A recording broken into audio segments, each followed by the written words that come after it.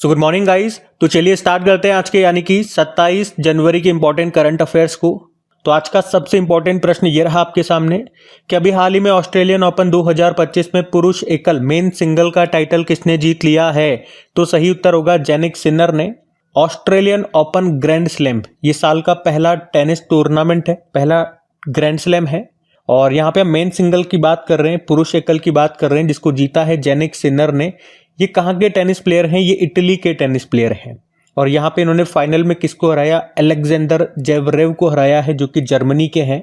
और हमने कल ही पढ़ा था वुमेन सिंगल टाइटल के बारे में, जिसको जीता किसने था? मेडिसन कीज ने, वो अमेरिकी हैं। उन्होंने आर्यना सबालेंका को हराया था। आर्यना सबालेंका बेलारूस की है। तो मेन सिंगल वुमेन सिंगल दोनों हमने देख लिए ऑस्ट्रेलियन ओपन के। तो ये दोनों आप ध्यान में रखना। अब ये इस साल का अभी एक ही टूर्नामेंट हुआ है, मतलब एक ही ग्रैंड स्लैम हुआ है, बाकी 3 होने बाकी हैं।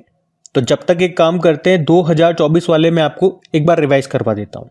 तो 2024 में ऑस्ट्रेलियन ओपन का नहीं देखेंगे, क्योंकि अब 2025 वाला हमें याद रखना है। बाकी फ्रेंच ओपन, विंबलडन और यूएस में आपसे पूछा जा सकता है एग्जाम में। और अगर ऑस्ट्रेलियन ओपन भी आप याद रखोगे तो इतना कठिन नहीं रहेगा, क्योंकि मेंस सिंगल तो वही विजेता है जेनिक सिनरी, जिन्होंने इस बार का भी खिताब जीता है। महिला एकल में पहले आर्यना सबालेंका ने जीता था, लेकिन इस बार वो हार गई है। इस बार नई खिलाड़ी आ गई है, मेडिसिन कीज। नाम भी याद रखना बड़ा आसान है, मेडिसिन से याद रख लोगे आप, अमेरिकी है। बाकी फ्रेंच ओपन में देखेंगे तो मेन सिंगल जीता था कार्लोस अल्काराज ने, वो स्पेन से हैं। और वुमेन सिंगल इगा स्विटेक ने जीता, वो पोलैंड से हैं। विंबलडन ओपन में बात करेंगे, मेन सिंगल कार्लोस ने ही जीता था। वुमेन सिंगल बारबोरा क्राजिकोवा ने जीता, वो चेक रिपब्लिक से हैं। और यूएस ओपन वो सेम का सेम था जो ऑस्ट्रेलियन ओपन वाला था, जेनिक सिनर और आर्यना सबालेंका विजेता रही थी। अगर पूछे कौन सा ग्रैंड स्लैम किस कोर्ट पे होता है, वो भी आप जानते हो। जो पहला और आखिरी वाला होता है ऑस्ट्रेलियन और यूएस ओपन, ये हार्ड कोर्ट पे होता है। फ्रेंच ओपन ये क्ले कोर्ट पे होता है, और विंबलडन वाला ग्रास कोर्ट पे होता है। और आप ये जानते हो सबसे पुराना जो ग्रैंड स्लैम वो कौन सा है? विंबलडन ओपन है। अच्छा, कल मैंने आपसे एक प्रश्न पूछा था, वो होमवर्क प्रश्न मैंने आपको दिया था कि ये चारों को आपको इस तरह से एडजस्ट करना है, जो सबसे नवीनतम है, जो सबसे नया है उसको सबसे पहले लिखना है, जो सबसे पुराना है उसको सबसे बाद में लिखना है। बहुत सारे स्टूडेंट ने सही से उत्तर दिया, बहुत सौ ने गलत उत्तर दिया, और बहुत सौ ने रिवर्स कर दिया उसको। और ये तब हो रहा है जब 2-3 दिन पहले ही इसको सॉल्व करने की ट्रिक मैंने आपको बताई थी। कहाँ बताई थी? अपनी PYQ वाली सीरीज में, जहाँ पे प्रीवियस ईयर क्वेश्चंस में करवाता हूँ, क्योंकि एग्जाम में इस तरह का प्रश्न एक बार पूछा जा चुका है। बस वहां पे ये पूछा था कि जो सबसे पहले स्थापित हुआ, सबसे पहले शुरू हुआ, उसको सबसे पहले रखना है, जो सबसे बाद में स्थापित हुआ सबसे बाद में रखना है। मैंने रिवर्स कर दिया था। तो आज जिन लोगों ने गलत किया है वो फिर से कोशिश करो उत्तर करने की, और जिनको आंसर नहीं पता उनसे रिक्वेस्ट करूंगा कि वो PYQ वाली सीरीज आपके लिए बहुत इंपॉर्टेंट रहने वाली है। उसमें प्रीवियस ईयर क्वेश्चंस मैं आपको करवा रहा हूं, तो आप जरूर देखें। अभी हम अगला प्रश्न देखते हैं। फिर अगले में पूछ रहे हैं, अभी हाल ही में जारी ब्रांड फाइनेंस ग्लोबल 500 2025 की सूची में टॉप पर कौन है? तो आंसर होगा एप्पल। तो अभी ब्रांड फाइनेंस ने अपनी 19वीं ग्लोबल 500 2025 की एक रिपोर्ट जारी की है, एक सूची जारी की है। और इसमें बताया कि जो एप्पल ब्रांड है, एप्पल जो स्मार्टफोन कंपनी का ब्रांड है, ये $574.5 बिलियन की ब्रांड वैल्यू के साथ दुनिया का सबसे मूल्यवान ब्रांड है। और अगर वहीं भारत में बात करते हैं तो टाटा ग्रुप $28.6 बिलियन की ब्रांड वैल्यू के साथ लगातार 15वीं बार इस सूची में सबसे मूल्यवान भारतीय ब्रांड बना हुआ है। और पूरी इस लिस्ट में बात करोगे तो टाटा ग्रुप 60वें स्थान पर है। भारत की कंपनियों में बात करोगे तो पहले स्थान पर है। तो पहले स्थान पे एप्पल कहा, दूसरे पे माइक्रोसॉफ्ट है, और तीसरे पे गूगल है। तीनों ही अमेरिकी कंपनियां हैं। अच्छा, वही टॉप 3 भारतीय ब्रांड भी आप देख लो। पहला तो आपको याद हो गया, टाटा ग्रुप है, दूसरे पे इन्फोसिस है, और तीसरे पे HDFC ग्रुप है। इसके अलावा अगर IT कंपनीज के ब्रांड की हम बात कर रहे हैं, यहाँ पे IT ब्रांड ही आएंगे, तो इनकी अगर लिस्ट देखी जाएगी तो पहले स्थान पे एक्सेंचर है, जो कि आयरलैंड की कंपनी है। फिर दूसरे पे TCS हो गया, जो कि इंडिया की कंपनी है, और तीसरे पे इन्फोसिस है, जो कि इंडिया की ही कंपनी है। ठीक है, तो इसको भी मैंने यहीं पे बता दिया। एप्पल ये अमेरिकी कंपनी है, जिसकी स्थापना होती है 1976 में। हेडक्वार्टर मिलेगा कैलिफोर्निया US में, और वर्तमान में CEO हैं टिम कुक। ये भी ध्यान में रखना। अगला प्रश्न देखते हैं। फिर अगले में पूछ रहे हैं कि ग्लोबल डेटा की टॉप 25 वैश्विक बैंकों की सूची में किस भारतीय बैंक को शामिल किया गया? तो सही उत्तर होगा उपर्युक्त सभी, SBI, HDFC और ICICI बैंक। तो ग्लोबल डेटा ये लंदन स्थित एक डेटा एनालिटिक्स और रिसर्च कंपनी है जिसने अभी बाजार पूंजीकरण यानी कि मार्केट वैल्यूएशन के हिसाब से दुनिया के टॉप 25 बैंकों की अभी सूची जारी की है। और इस पूरी सूची में देखेंगे तो टॉप पर अमेरिका का JP Morgan Chase and company है, दूसरे पे बैंक ऑफ अमेरिका कॉरपोरेशन है और तीसरे पे चाइना का industrial and commercial bank of China है। और वैसे इस 25 बैंकों की सूची में भारत से 3 बैंक इसमें शामिल हैं।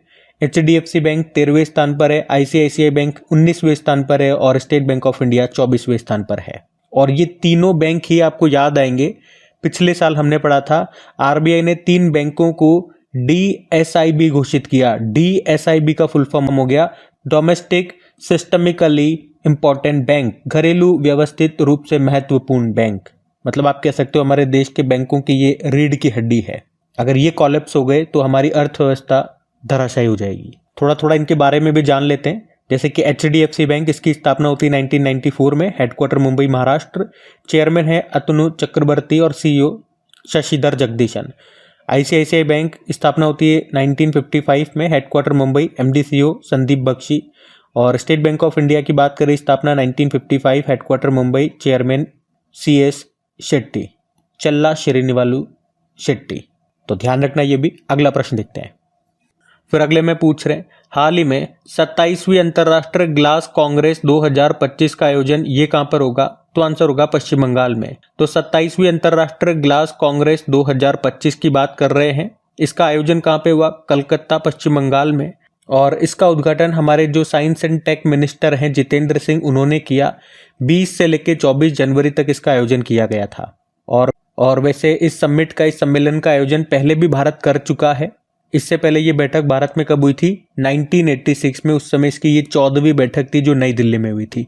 इस बार ये 27वीं बैठक हो रही है जो कोलकाता में हो रही है। मतलब हो चुकी है, इस साल हो चुकी है। और यहाँ पे इसका आयोजन किसने किया? CSIR केंद्रीय कांच और सिरेमिक अनुसंधान ने इसका आयोजन किया। ये एक त्रिवार्षिक कार्यक्रम है, मतलब 3 साल में एक बार होता है ये। पिछली बार 2022 में इसका आयोजन हुआ था, जो कि इसका 26वां संस्करण था बर्लिन, जर्मनी में। और अब अगली बार जो 28वां इसका आयोजन होगा, 28वीं समिट होगी, वो कहां पर होगी? जापान में होगी।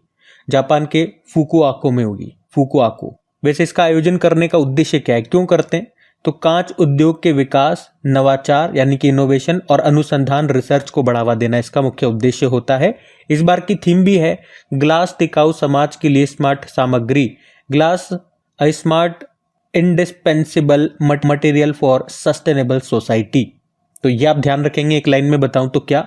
27वां अंतर्राष्ट्रीय ग्लास कांग्रेस 2025 कहां पर हुआ? भारत में हुआ। भारत में भी कहां पे? कोलकाता में। और अगला वाला भी मैंने आपको बता दिया। अब इसी तरह से कुछ और सम्मेलन हैं, कुछ और समिट्स हैं, वो मैं आपको रिवाइज कराता हूं, ध्यान दीजिएगा। देखो, अगर आपसे पूछे कि वर्ल्ड स्टील कांग्रेस 2024 का आयोजन कहां पे हुआ था? रांची, झारखंड में। मोबाइल वर्ल्ड कांग्रेस 2024 का आयोजन कहां पे हुआ था? बार्सिलोना में। वर्ल्ड आयुर्वेद कांग्रेस 2024 का आयोजन हुआ था, जो कि इसका 10वां संस्करण था, देहरादून में। उसके अलावा विश्व समुद्री सम्मेलन 2024 हुआ चेन्नई में। 12वां अंतर्राष्ट्रीय पर्यटन मार्ट का आयोजन हुआ काजीरंगा, असम में। राइजिंग राजस्थान ग्लोबल समिट हुआ जयपुर में। 13वां राष्ट्र बीज सम्मेलन हुआ वाराणसी में। COP29 जिसका संबंध है क्लाइमेट चेंज से, इसका आयोजन हुआ बाकू, अजरबैजान में। वैश्विक सहकारी सम्मेलन ये भारत में हुआ पहली बार। पहला एशियाई बौद्ध शिखर सम्मेलन हुआ भारत में। COP16 का संबंध बायोडाइवर्सिटी से है, ये भी हुआ कोलंबिया में। और अभी 2025 में जो 18वां प्रवासी भारतीय दिवस का आयोजन हुआ कहाँ पे? भुवनेश्वर में। पहला भारत समुद्री विरासत सम्मेलन हुआ था अभी नई दिल्ली में। तो ये सारे इंपॉर्टेंट समिट्स हैं, सम्मेलन है, ध्यान में रखना। अगला प्रश्न देखते हैं। फिर अगले में पूछ रहे हैं, अभी हाल ही में स्वामित्व योजना के तहत संपत्ति कार्ड वितरित करने वाला पूर्वोत्तर का पहला राज्य कौन सा है? तो आंसर हो जाएगा मिजोरम। तो मिजोरम ये स्वामित्व योजना के तहत संपत्ति कार्ड वितरित करने वाला भारत का पहला पूर्वोत्तर राज्य बन गया है। यहाँ पे स्वामित्व योजना की अगर बात करें तो मोदी जी ने इसको कब शुरू किया था? 24 अप्रैल 2020 को। 24 अप्रैल आप जानते हो पंचायती राज दिवस होता है। और अगर पूछे किस नोडल मंत्रालय के अंतर्गत ये आती है या इसके लिए कौन सा नोडल मंत्रालय है, तो पंचायती राज मंत्रालय, जिसके मंत्री कौन है? राजीव रंजन सिंह है। अच्छा, इस योजना का उद्देश्य क्या है? तो ग्रामीण क्षेत्रों में उन्नत तकनीक के साथ गांव का सर्वेक्षण और मानचित्रण करना, मतलब गांव के लोगों के पास जमीन तो होती है पर बहुत सौ के पास कागज ही नहीं होते हैं, और यही एक कारण होता है कि गांव में ज़्यादातर जमीनों को लेकर के हमेशा विवाद बना रहता है। तो इस योजना का उद्देश्य यही है कि उनकी जमीन या उनका जो भी मकान है उसका सर्वे करके, उसकी मैपिंग करके उनको संपत्ति कार्ड दिया जाए कि भैया ये जो संपत्ति अब तुम्हारी है, इस पे तुम्हारा पूर्ण रूप से लीगली अधिकार है, ये कार्ड तुम्हारा ये शो करता है, ये सबूत है उसका कि ये जमीन तुम्हारी है। ठीक है, तो सिंपल सा याद रखेंगे, स्वामित्व योजना के तहत संपत्ति कार्ड वितरित करने वाला पहला पूर्वोत्तर अभी राज्य बन गया कौन सा? मिजोरम बन गया। अब कुछ योजनाएं मैं आपको रिवाइज कराऊंगा जो केंद्र सरकार की इंपॉर्टेंट योजनाएं जो अभी न्यूज में रही, लेकिन पहले आपको मिजोरम के कुछ स्टैटिक पॉइंट में बता दूं। एक बार आप मैप में देखो, ये रहा मिजोरम। तो मिजोरम की कैपिटल आइजॉल होती है, मुख्यमंत्री है लाल दुहोमा और गवर्नर वीके सिंह। आप जानते हो चापचारकुट यहाँ पे महोत्सव मनाया जाता है, एंथोरियम महोत्सव मनाया जाता है, और पिछले साल बना कई हैंड होल्डिंग स्कीम भी यहाँ पे शुरू हुई थी। चलो अब केंद्र सरकार की कुछ इंपॉर्टेंट योजनाएं मैं आपको रिवाइज कराऊं। तो ये सारी योजनाएं किसी न किसी कारण से न्यूज में थी, जैसे कि प्रधानमंत्री ग्राम सड़क योजना 25 दिसंबर सन 2000 को शुरू हुई थी, जिसका उद्देश्य है गांव को 12 सड़कों से जोड़ना। प्रधानमंत्री मुद्रा योजना 8 अप्रैल 2015 को आई थी, जिसमें मैक्सिमम लिमिट 10 लाख से बढ़ा के 20 लाख कर दिया। प्रधानमंत्री किसान सम्मान निधि योजना 24 फरवरी 2019 को आई थी, गोरखपुर यूपी से लॉन्च हुई। प्रधानमंत्री जनधन योजना 28 अगस्त 2014 को लॉन्च हुई थी, 10 साल पूरे हो गए। प्रधानमंत्री आयुष्मान भारत योजना 23 सितंबर 2018 को आई थी, रांची झारखंड से लॉन्च हुई। कौशल ऋण योजना 2015 में लॉन्च हुई थी, अभी न्यूज में थी क्योंकि इसमें मैक्सिमम जो लोन की लिमिट है वो 1.5 लाख से बढ़ा के 7.5 लाख रुपए कर दिया। प्रधानमंत्री किसान मान योजना 12 सितंबर 2019 को आती है, रांची से लॉन्च हुई, अभी 5 वर्ष पूरे हो गए। स्वच्छ भारत अभियान की शुरुआत 2 अक्टूबर 2014 से होती है, 10 साल पूरे हो गए। मेक इन इंडिया कार्यक्रम 25 सितंबर 2014 को ये शुरू हुआ था, 10 साल पूरे हो गए, और 25 महत्वपूर्ण क्षेत्रों पर इसमें ध्यान दिया गया, ये प्रश्न आ चुका है एग्जाम में। उसके अलावा स्टार्टअप इंडिया ये 16 जनवरी 2016 को आई थी, उसी तरह से स्टैंड अप इंडिया है 5 अप्रैल 2016 को ये आई थी। प्रधानमंत्री जनमन योजना या जनजातीय आदिवासी न्याय महाअभियान योजना, इसको भी 1 साल पूरे हो गए, 15 नवंबर 2023 को ये शुरू हुई थी, और केंद्रीय मंत्रिमंडल ने बायो राइड योजना को भी मंजूरी दे दी है। उसके अलावा प्रधानमंत्री स्वामित्व योजना हमने अभी पढ़ा इसके बारे में, 24 अप्रैल 2020 को आई थी ये, और अभी कुछ समय पहले भी इसके बारे में हमने पढ़ा था, देखो इसलिए ये पॉइंट मैंने यहाँ पे लिखा हुआ है। मोदी जी ने 50 लाख से अधिक संपत्ति मालिकों को संपत्ति कार्ड वितरित किए थे। Ayushman Bharat health infrastructure mission 25 अक्टूबर 2021 को आया था ये, और प्रधानमंत्री फसल बीमा योजना 2016 में आई थी। इसमें ये ज़रूर याद रखना, इसमें जो फसल होती है उसका बीमा किया जाता है, लेकिन प्रीमियम कितना भरना होता है। खरीफ की फसलों के लिए 2%, रबी की फसलों के लिए 1.5%, और वाणिज्यिक और बागवानी फसलों के लिए जो भी बीमित राशि होती है उसका 5%। उजाला योजना 5 जनवरी 2015 को, यहाँ पे उजाला का भी मतलब है Unnat Jyoti by affordable LEDs for all. और अभी बेटी बचाओ बेटी पढ़ाओ योजना को भी पूरे 10 साल हो गए, 22 जनवरी 2015 को लॉन्च होती है हरियाणा के पानीपत से। तो इस तरह से ये केंद्र सरकार की वो योजनाएं मैंने आपको रिवाइज कराई जो किसी न किसी कारण से या तो उनमें कुछ बदलाव हुआ, या भी उनको 5 साल हो गए या पूरे 10 साल हो गए, तो इस कारण से वो न्यूज में थी, तो इनको ध्यान में रखना। अगला प्रश्न हम देखते हैं। फिर अगले प्रश्न में पूछ रहे एडेलमैन ट्रस्ट बैरोमीटर 2025 में भारत कौन से स्थान पर है? तो आंसर होगा यहाँ पे 3रे स्थान पर है भारत। एडेलमैन ट्रस्ट बैरोमीटर 2025, इस बार ये इसका 25वां एडिशन है। अच्छा, ये बताता क्या है? इसमें क्या बताया जाता है कि किसी भी देश के लोगों का कितना विश्वास है उनकी सरकार पर, उनकी मीडिया पर, व्यवसाय पर, और वहाँ पे जो NGOs हैं, नॉन प्रॉफिटेबल ऑर्गेनाइजेशन हैं, उन पर, उसी विश्वास के तौर पर इन्होंने ये रैंकिंग दी है। तो इसमें पहले स्थान पे चाइना को रखा, मतलब चाइना के लोग अपनी सरकार पर, वहाँ की मीडिया पर ज़्यादा विश्वास करते हैं इस इंडेक्स के अकॉर्डिंग। दूसरे पे इंडोनेशिया, तीसरे पे रखा है भारत को। भारत की पिछले साल के अकॉर्डिंग एक रैंक नीचे आ गया है, पहले दूसरे स्थान पे था, अब तीसरे पे आ गया। और इसमें सबसे न्यूनतम भरोसे वाला देश बताया गया जापान। अब यहाँ पे आज मैं एक काम करता हूँ, मैं आपको 2024 के अभी तक जितने भी इंडेक्सेस आपने पढ़े ना, एक बार सारे मैं आपको रिवाइज करवा देता हूँ। जैसे कि देखो, जो करप्शन परसेप्शन इंडेक्स आया था उसमें भारत 93 पे था, टॉप पे डेनमार्क था, ट्रांसपेरेंसी इंटरनेशनल ने जारी किया था। स्वच्छ सर्वेक्षण 2023 में अभी तो आया नहीं है नया वाला, तो इसमें इंदौर और सूरत टॉप पे रहा था। 1 लाख से कम आबादी में शाश्वत महाराष्ट्र टॉप पर था। सबसे स्वच्छ छावनी बोर्ड महू छावनी बोर्ड था। राज्यों में महाराष्ट्र टॉप पे सबसे स्वच्छ गंगा शहर वाराणसी और प्रयागराज था और सफाई मित्र शहर चंडीगढ़ रहा था। हिम तेंदुआ रिपोर्ट आई थी, इसमें भारत में टोटल हिम तेंदुए स्नो लेपर्ड 718 बताए गए, मैक्सिमम लद्दाख में बताए गए 477, मिनिमम जम्मू कश्मीर में 9 बताए गए थे। ये प्रश्न भी एग्जाम में आ चुका है, आपको ये बता दूं। और ये जो स्वच्छ सर्वेक्षण हमने पढ़ा ना, इसमें से 2-3 बार एग्जाम में प्रश्न बन चुके हैं। टॉम ट्रॉम ट्रैफिक इंडेक्स, अब तो ये नया वाला आ गया, अभी हमने पढ़ लिया जनवरी में। तो नए वाले में आप मुझे बताओ भारत से कौन इसमें टॉप पर है और विश्व में कौन टॉप पर है। बाकी लोकतंत्र सूचकांक 2023 में भारत 41 पे है, टॉप पे नॉर्वे रहा। इकोनॉमिस्ट इंटेलिजेंस यूनिट ने जारी किया। बौद्धिक संपदा सूचकांक वर्ल्ड इंटेलेक्चुअल प्रॉपर्टी इंडेक्स की बात कर रहे हैं, इसमें भारत 42 पे था, टॉप पे अमेरिका है। यूएस चैम्बर ऑफ कॉमर्स ने जारी किया। लैंगिक असमानता सूचकांक जेंडर इनइक्वलिटी इंडेक्स में भारत 108 पे था, टॉप पे डेनमार्क है। और मानव विकास सूचकांक, इसमें भारत 134 पे है, टॉप पे स्विट्जरलैंड है। दोनों को जारी किया यूनाइटेड नेशन डेवलपमेंट प्रोग्राम ने ही। उसके अलावा वर्ल्ड हैप्पीनेस रिपोर्ट में भारत 126 पे है, टॉप पे फिनलैंड है, यूनाइटेड नेशन ने जारी किया।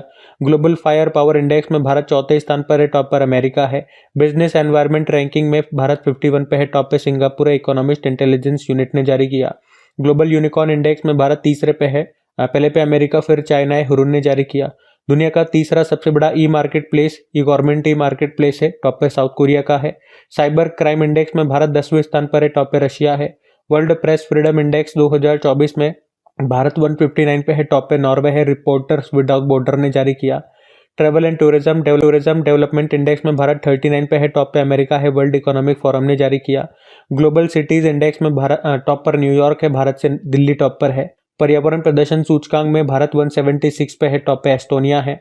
ग्लोबल जेंडर गैप इंडेक्स में भारत 129 पे है, टॉप पे आइसलैंड है, वर्ल्ड इकोनॉमिक फोरम ने जारी किया। ग्लोबल पीस इंडेक्स में भारत 116वें स्थान पर है, टॉप पर आइसलैंड है, Institute of Economic and Peace ने जारी किया। ग्लोबल एनर्जी ट्रांजिशन इंडेक्स में भारत 63 पे है, टॉप पे स्वीडन है, वर्ल्ड इकोनॉमिक फोरम ने जारी किया। वर्ल्ड इन्वेस्टमेंट रिपोर्ट में भारत 15वें स्थान पर है, टॉप पर अमेरिका है, अंकटाड ने जारी किया। सस्टेनेबल डेवलपमेंट रिपोर्ट में भारत 109 पे है, टॉप पे फिनलैंड है। नीति आयोग के sustainable development goal India index में भारत का स्कोर 71 है, टॉप पर केरल और उत्तराखंड है। और ग्लोबल लिवेबिलिटी इंडेक्स में वियना टॉप पर है, इकोनॉमिस्ट इंटेलिजेंस यूनिट ने जारी किया। प्राइम ग्लोबल सिटीज इंडेक्स में मनीला टॉप पर, फिर मुंबई, फिर दिल्ली है, नाइट फ्रैंक के अनुसार। सकल पर्यावरण उत्पादन सूचकांक लॉन्च करने वाला पहला राज्य उत्तराखंड है। राज्य खाद्य सुरक्षा सूचकांक स्टेट फूड सिक्योरिटी इंडेक्स में टॉप पर केरल है। उसके अलावा वैश्विक नवाचार इनोवेशन इंडेक्स में 39 पे भारत है, टॉप पे स्विट्जरलैंड है। वर्ल्ड टैलेंट इंडेक्स में भारत 58 पे है, टॉप पे स्विट्जरलैंड है।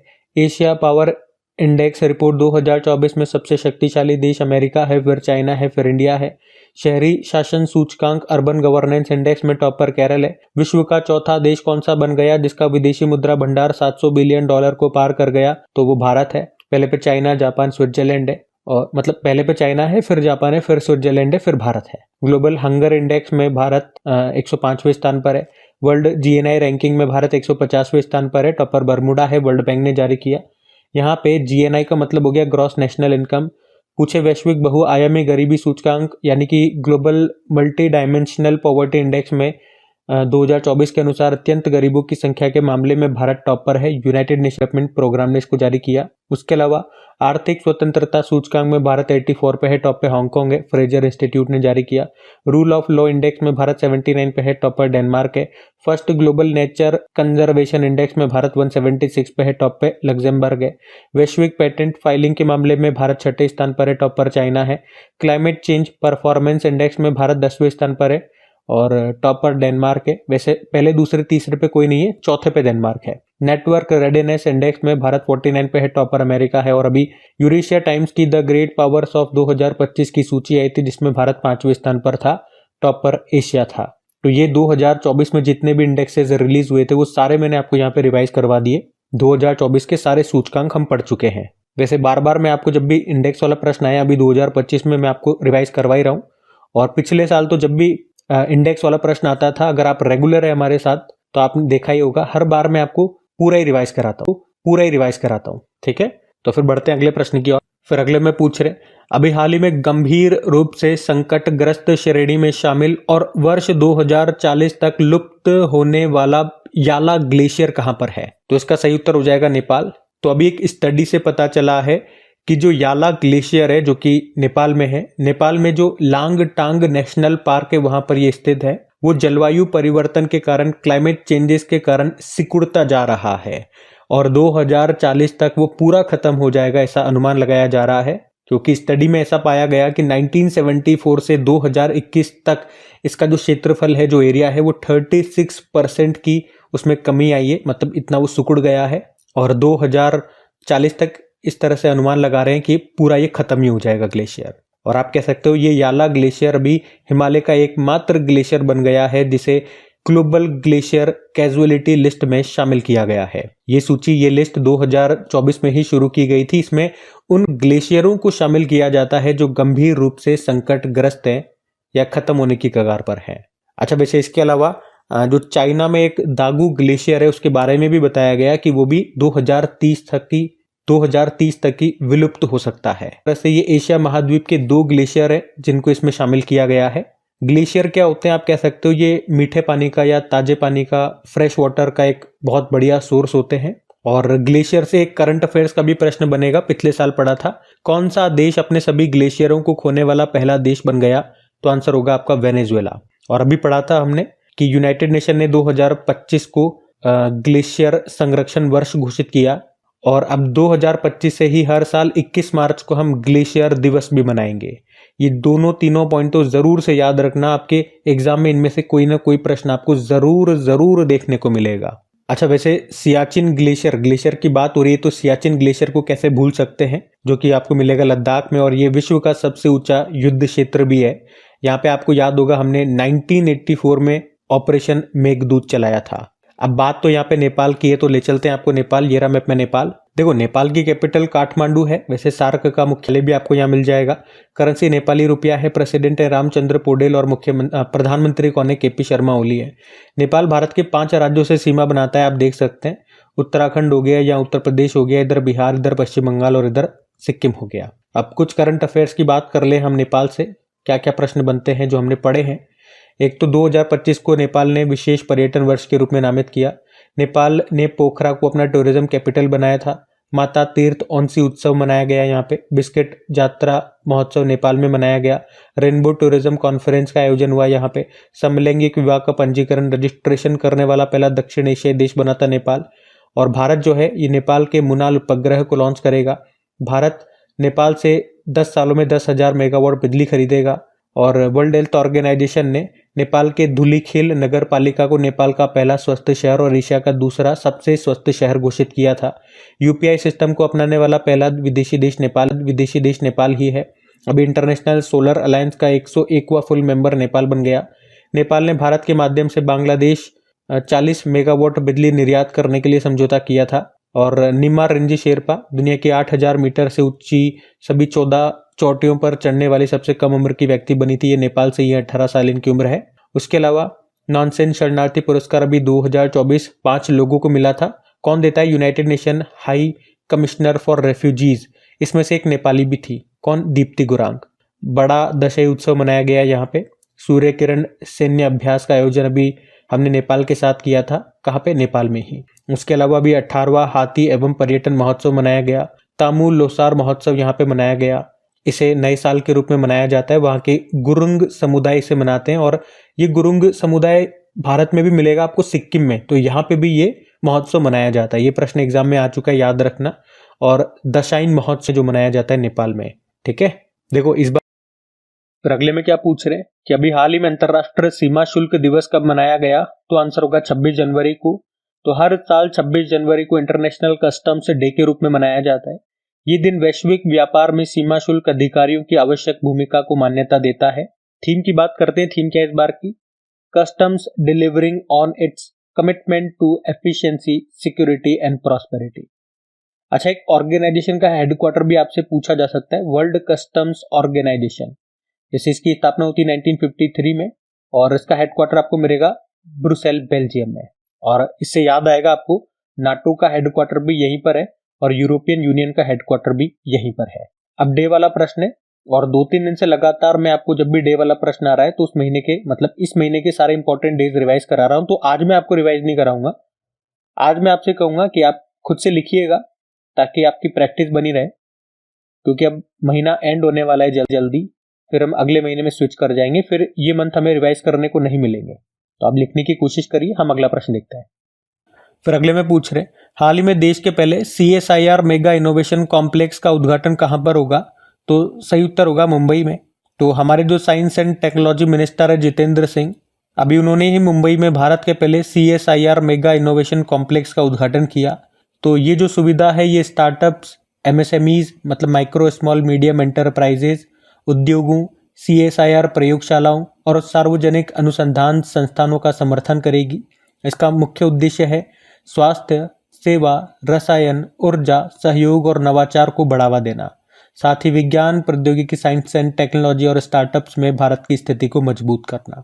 CSIR का मतलब क्या होता है? Council of scientific and industrial research, जिसकी स्थापना होती है 1942 में। इसके अध्यक्ष कौन है? जो भारत के प्रधानमंत्री होते हैं वो इसके अध्यक्ष होते हैं। और इसकी पहली महिला डायरेक्टर जनरल पूछोगे तो वो है नल्ला थम्बी कलाईसेल्वी।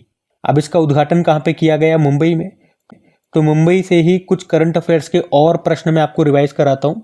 आप देखिएगा कि आपको इसमें से क्या क्या याद है। जैसे कि आपको याद होना चाहिए, मोदी जी ने अभी मुंबई में भारत की सबसे लंबी और सबसे बड़ी शहरी सुरंग परियोजना की नींव रखी थी। ठाणे और बोरीवली को जोड़ेगी ये। ठाणे बोरीवली ट्विन टनल है इसका नाम।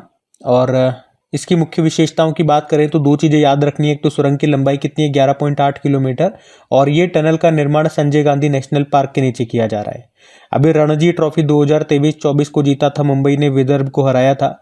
ईरानी कप 2024 को मुंबई ने जीता, शेष भारत को हराया था। 2024 में वर्ल्ड पिकबॉल चैंपियनशिप का आयोजन हुआ था भारत में भी कहा मुंबई में। माइंडफुल इंडिया समिट 2024 हुआ था मुंबई में। देश का पहला महिला रेलवे स्टेशन आपको मिलेगा मुंबई में, जो माटुंगा रेलवे स्टेशन है वो। टाइम मैगजीन ने 2024 के विश्व के सबसे महान स्थानों की सूची जारी की थी, जिसमें से 3 भारतीय स्थान थे, जिसमें से एक मुंबई से था। मुंबई में म्यूजियम ऑफ सॉल्यूशन, एक हैदराबाद से और एक हिमाचल प्रदेश से था। और मुंबई के भी 16 वर्षीय GR राय, ये इंग्लिश चैनल को पार करने वाली दुनिया की सबसे कम उम्र की और सबसे तेज पैरा तैराक बन गई।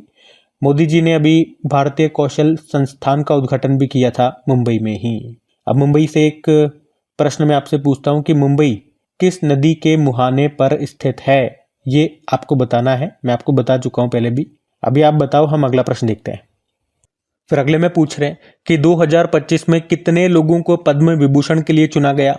तो सही उत्तर होगा, देखो, पद्म पुरस्कार की बात करते हैं तो भारत के सर्वोच्च नागरिक पुरस्कारों में से ये एक है, जो अलग अलग क्षेत्रों में दिए जाते हैं, जैसे कला के क्षेत्र में, समाज सेवा में, विज्ञान, उद्योग, चिकित्सा, साहित्य, खेलकूद के क्षेत्र में जो विशेष योगदान देते हैं उनको ये पुरस्कार दिए जाते हैं। इनकी शुरुआत 1954 में हुई थी और पद्म पुरस्कार मुख्य रूप से 3 भागों में, हम 3 पार्ट में इसको डिवाइड करते हैं। जो भारत का दूसरा सर्वोच्च सम्मान है पद्म विभूषण है, और जो तीसरा सर्वोच्च है वो पद्म भूषण है, और जो चौथा सर्वोच्च सम्मान है उसे पद्मश्री कहा जाता है। और इनकी घोषणा हर साल गणतंत्र दिवस की पूर्व संध्या पर, यानी कि रिपब्लिक डे के एक दिन पहले हो जाती है। तो इस बार अगर 2025 में बात करेंगे टोटल कितने पद्म पुरस्कार दिए जा रहे हैं, तो 139 है। और इसमें भी अगर डिवाइड करोगे तो पद्म विभूषण आपसे प्रश्न में पूछा था तो उत्तर हो गया 7, वहीं पद्म भूषण पूछेंगे तो 19 है, और पद्मश्री 113 को दिए जा रहे हैं, टोटल 139। और इन 139 में महिलाएं कितनी हैं? तो वो 23 हैं। कितने विदेशी नागरिक हैं? वो 10 हैं। मरणोपरांत कितनों को दिया जा रहा है? तो वो 13 को दिया जा रहा है। अब इसमें कौन कौन से नाम इंपॉर्टेंट है? कम से कम ये 7 नाम आपको ध्यान रखने, 19 में से जो जो इंपॉर्टेंट है वो आपको ध्यान रखने, और पद्मश्री में जो जो इंपॉर्टेंट है, तो भाई 113 आप याद नहीं रख पाओगे, वो आपको याद रखने हैं। अब ये नाम वगैरह मैं यहाँ पे डिस्कस नहीं कर रहा हूँ, क्योंकि इसके लिए अलग से सेपरेट वीडियो मैंने बना दिया है। कल ही वीडियो बना करके डाल दिया था, मैंने आपको बोला भी था कि कल ही आपको वीडियो मिल जाएगा। तो वहाँ पे जो भी इंपॉर्टेंट व्यक्ति है, हर व्यक्ति का एक तो फोटो मैंने शो किया है, ताकि इमेज से भी आपके दिमाग में थोड़ी सी पिक्चर जाएगी तो याद रहेगा। और हर व्यक्ति के बारे में जो भी इंपॉर्टेंट है, एक एक 2-2 लाइन मैंने बता दी है। भाई इन्होंने ऐसा खास किया अपनी जिंदगी में, तो इनको ये पुरस्कार दिया जा रहा है। तो थोड़ा थोड़ा डिस्क्राइब करके मैंने पूरा वीडियो वहाँ पे बना दिया है। 15 मिनट का वो वीडियो है, आप देख सकते हैं। क्या देखना है, क्योंकि यहाँ से डेफिनेटली आपके एग्जाम में प्रश्न आएगा, ये मान के चलना। कौन सा प्रश्न पूछ ले वो एग्जामिनर के ऊपर है, आपको अपना काम करना है, वीडियो देख लेना है। तो अभी हम आज का सेशन यहीं पे समाप्त करते हैं, और कमेंट करके जरूर बताइएगा सेशन आपको कैसा लगा।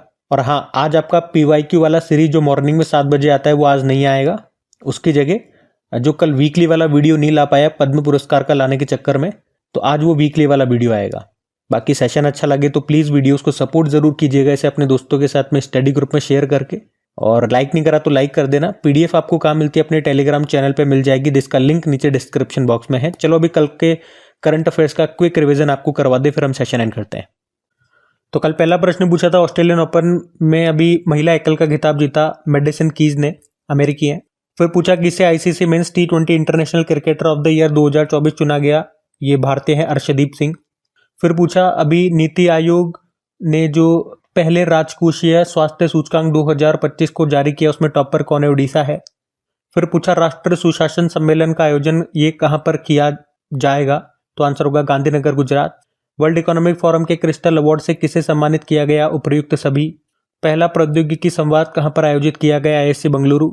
किस राज्य सरकार ने सम्मान संजीवनी ऐप लॉन्च किया, हरियाणा। और केंद्रीय जो कपड़ा मंत्री हैं कहाँ पर हथकरघा सम्मेलन जिसका नाम मंथन है, इसका उद्घाटन करेंगे, नई दिल्ली में।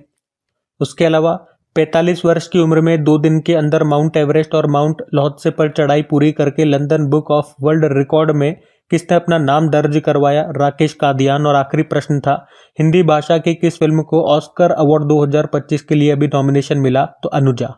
चलो कल का भी होमवर्क प्रश्न देखते हैं और सेशन एंड करते हैं।